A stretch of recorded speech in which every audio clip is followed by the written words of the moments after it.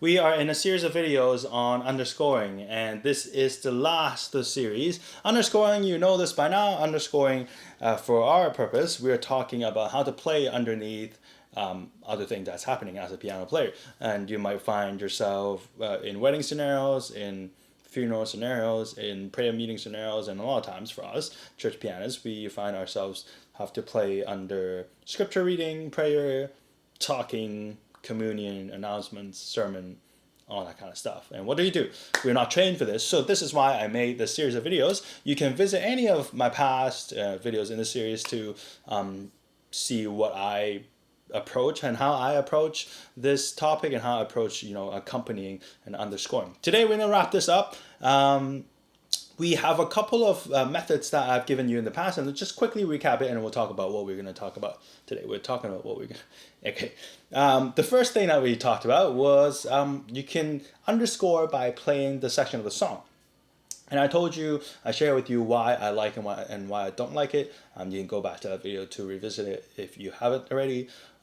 Second tip that I gave you could do is you could play just the 4 chord.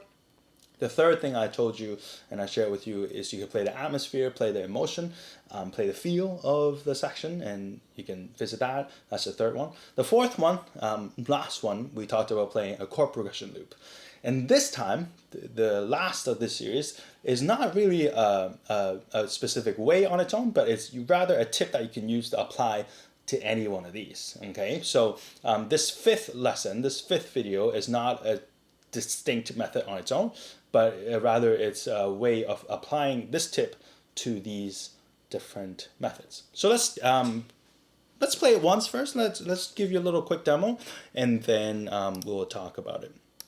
So you know this by now. We're gonna use Goodness of God, and we're gonna play this in the key of G. And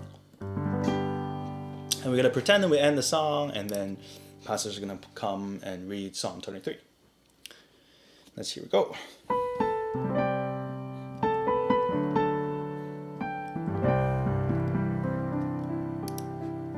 Psalm 23, a psalm of David. The Lord is my shepherd, I shall not want. He makes me lie down in green pastures. He leads me beside still waters. He restores my soul. He leads me in paths of righteousness for his name's sake. Even though I walk through the valley of the shadow of death, I will fear no evil, for you are with me. Your rod and your staff, they comfort me. You prepare a table before me in the presence of my enemies. You anoint my head with oil. My cup overflows. Surely goodness and mercy shall follow me all the days of my life, and I shall dwell in the house of the Lord forever.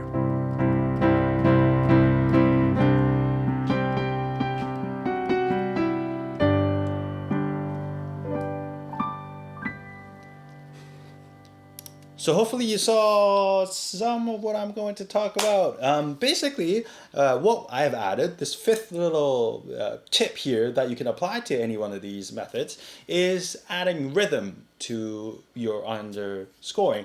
Previously, when we talked about the different methods, playing different chords, mainly we're talking about harmony, talking about chord. My approach, usually the first approach that I do is just play the long chord. Play the chord long and just hold it there until you need to change. And so there's very, very little rhythm involved. But the weakness to that is that if you have a preacher that's really dynamic and he wants you to, or he or she wants you to go with him, support him in the dynamic, well, it's like, well, what do I do? Do I just play louder? How can I'm already playing underneath you. What should I do? This is what you can do. You can play some rhythm under him so that you can support him a little bit better in his dynamic, in the intensity of his speech. Now, you can get too busy. That's a little warning that you have to keep in mind. That you can get too busy, especially in that recording that I've given you, that demo.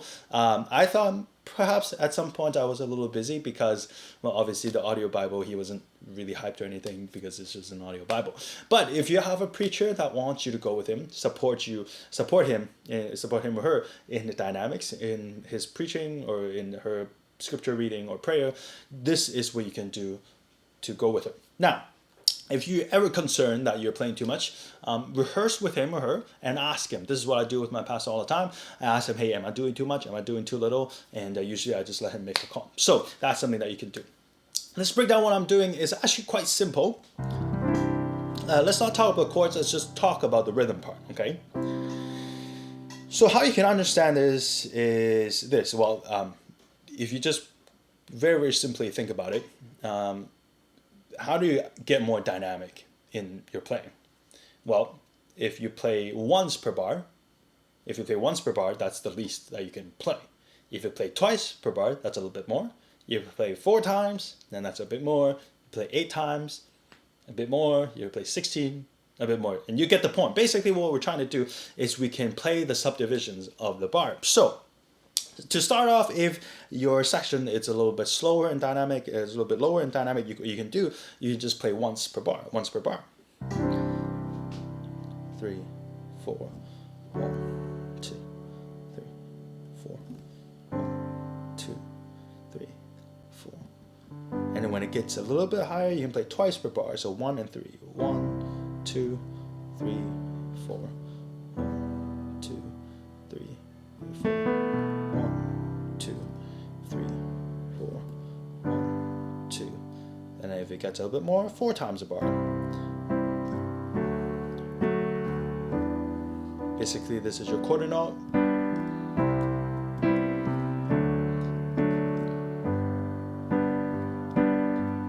I like to use the 4-5-1 progression and the 4-5-6 for this kind of playing.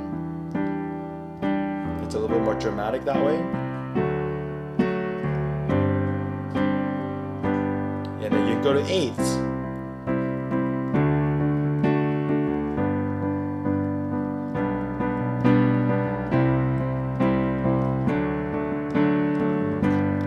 If you still have room and you need to really hype it up, put in the 16s.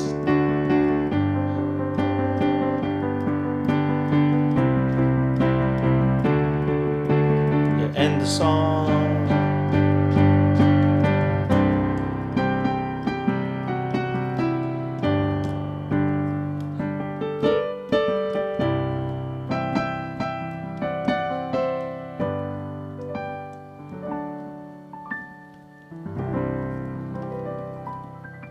You get the point, right? It's actually quite simple. It's just play once a bar, twice a bar, 4 times a bar, 8 times a bar, 16 times a bar, and then once you get to there, you're really up in the dynamic. And the good thing about this is it's actually quite flexible. Like, you don't have to just go one way. You can go a little bit and then you can drop, you can come back down.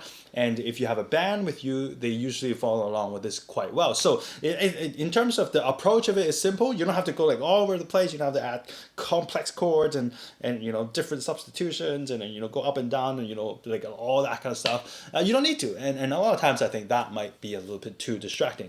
This approach just adds some rhythm to it, and that is really, really going to help you. So hopefully that tip is going to round up your sort of, I guess, like your toolkit to underscoring. Just a quick recap. The first thing you could do is play the song section. Second thing you could do is you can just stick on the 4 chord. The third thing you could do is you could play atmosphere. Play different chords free time. The fourth thing you do is do a chord progression. And lastly, this little tip that I have for you is you can add rhythm to your chord playing. So hopefully this toolkit here is going to be helpful for you in your scenarios. And I think that the most important thing that we can learn from this is you don't have to just stick to one for the whole duration that you're playing. Like, you can play a little bit of song section, stay on the chord for a little bit, and then you can go to the chord progression here, and you can add some rhythm. So this is quite flexible in a sense that you can go back and forth between them. And I think this is the strength in this approach, is you can go back and forth between them depending on the time, depending on the dynamic, depending on the situation, depending on whether you need to go to the next song or not. So hopefully this is going to be something that's helpful for you. If you need a recap at all, I have a playlist of all the videos I've done on underscoring. I'm going to put them in a playlist, and I'm going to link there somewhere at the end of the video so you can revisit it. If this is helpful for you, let me know in the comment section. give me a like in the video, subscribe to the channel if you enjoy contents like these. I do have stuff planned coming up, but we will probably take a short little break during the Christmas season. And hopefully I want to get some Christmas music out during the season, so hopefully I can get to that. But if not, I'll see you in the next video, and Merry Christmas, everybody. Stay safe.